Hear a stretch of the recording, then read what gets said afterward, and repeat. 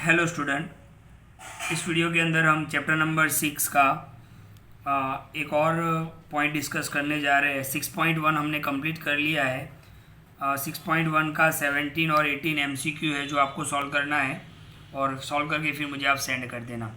यहाँ पर हम नेक्स्ट 6.2 पर चले उससे पहले हम थोड़ा फॉर्मूला समझ लेते हैं। इस टॉपिक का नाम है increasing and decreasing function.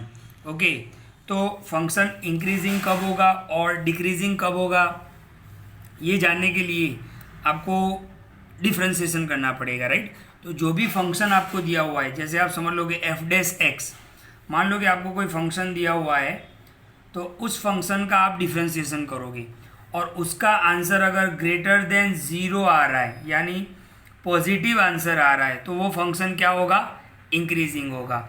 Okay, और अगर आप फंक्शन का डिफ्रेंशिएशन करते हो और आंसर लेस देन 0 आ रहा है मतलब नेगेटिव आ रहा है, लेस देन 0 यानी नेगेटिव, तो आपका वो फंक्शन क्या होगा, डिक्रीजिंग होगा, राइट।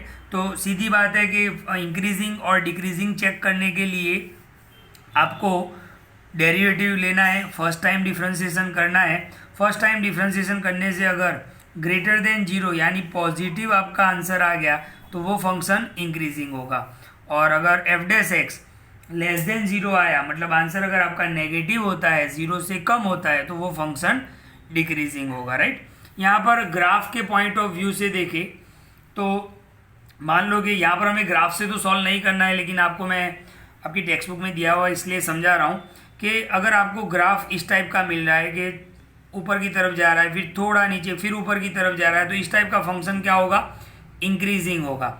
लेकिन अगर ग्राफ आपको इस तरह मिल रहा है कि बिल्कुल वो स्ट्रेट ऊपर की ही तरफ जाएगा, इंक्रीज ही होगा। यहाँ पर तो क्या था, इंक्रीज हुआ थोड़ा फिर डिक्रीज हुआ फिर इंक्रीज हुआ, तो उसको हमने इंक्रीजिंग बोल दिया। लेकिन कांस्टेंट अगर इंक्रीज होता जा रहा है तो उसको हम बोलेंगे स्ट्रिक्टली इंक्रीजिंग। क्या बोलेंगे, स्ट्रिक्टली इंक्रीजिंग। इसी तरीके से अगर आपका ग्राफ डिक्रीज हो रहा है फिर थोड़ा आप समझो कि मान लो कि कहीं और यहाँ पर ऊपर की तरफ गया फिर वापस नीचे आ गया तो उसको हम बोलेंगे डिक्रीजिंग। लेकिन एकदम से बिल्कुल नीचे की तरफ फ्लो हो रहा है तो उसको हम बोलेंगे स्ट्रिक्टली डिक्रीजिंग। और एक ग्राफ और भी है, मान लो कि आपका ग्राफ इस तरीके से है कि इतने पोर्शन के पे ऊपर वो इंक्रीज हो रहा है फिर यहाँ से लेके वो यहाँ पर डिक्रीज हो रहा है, तो इस टाइप के ग्राफ के अंदर हम बोल सकते हैं कि नाइदर इंक्रीजिंग नॉर डिक्रीजिंग, यानी फंक्शन जो है वो इंक्रीज भी नहीं हो रहा है डिक्रीज भी नहीं हो रहा है। अब आपको इस एक्सरसाइज के अंदर दो टाइप के क्वेश्चन मिल सकते हैं। नंबर 1, एक तो आपको शो करना है कि फंक्शन जो है वो इंक्रीजिंग है या डिक्रीजिंग है। ओके, नंबर 2, आपको इंटरवल भी दिया होगा, जैसे मान लो कि आपको इंटरवल दिया हुआ है 0 से पाई/2, इस टाइप का इंटरवल दिया हुआ है। क्या उस इंटरवल पे वो इंक्रीज हो रहा है डिक्रीज हो रहा है वो आपको करना है। वो ज़्यादातर आपको एक्सरसाइज करेंगे तो अच्छे से समझ में आ जाएगा।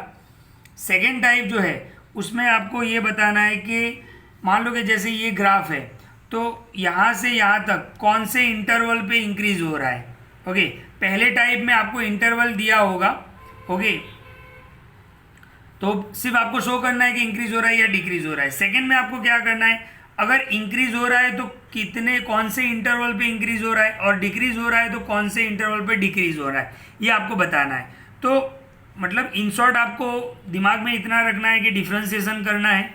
अगर एफ डैश एक्स आपका पॉजिटिव आ गया तो इंक्रीजिंग, नेगेटिव आ गया तो डिक्रीजिंग। ओके, ये फॉर्मूला है, थोड़ा आप ध्यान से समझो, बाकी आपको ज़्यादातर एक्सरसाइज के अंदर ही समझ में आएगा।